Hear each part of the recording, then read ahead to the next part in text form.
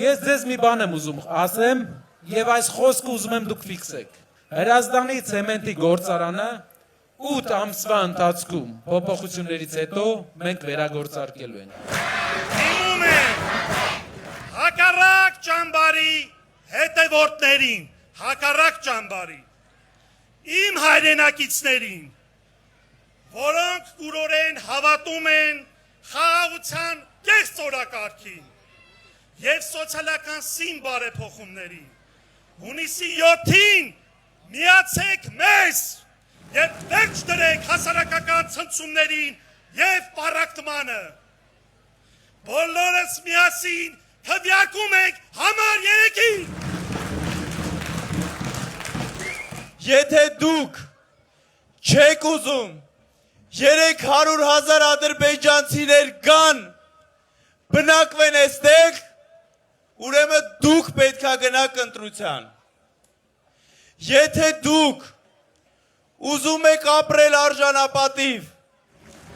ուզում եք ապրել իրական ուժեղ Հայաստանում, այո,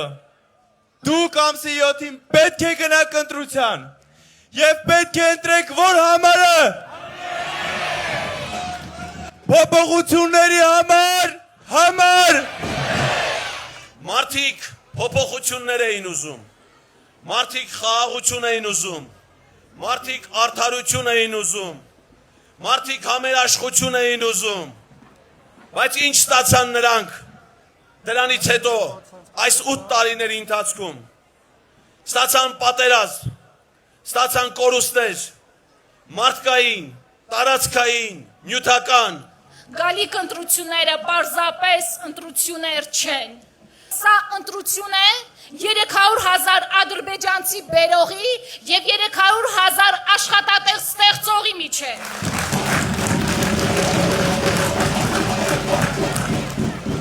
Մենք խոսում ենք այն պայմաններում, երբ տեսնում ենք այն տագնապային հրեշավոր ծրագիրը, որ Հայաստան բերեն դրանց հազարավորներով, 100,000-ներով, դրա համար ինչ ենք ասում, հունիսի 7-ին գնում ենք ընտրության, որ դրանք չգան, որ սրանք գնան, այո։ Սաֆարովը որտեղ կացնարեց հայկական զբանակի սպային։ Հունգարիայի կենտրոնում, բա իրա քնած ժամանակ նատոյի զորքերի ներկայությամբ մի հայ չեն կարում պաշտպանել Եվրոպայի կենտրոնում։ Այս մեր լեռներում ոնց են մեզ թուրքերից պաշտպանելու։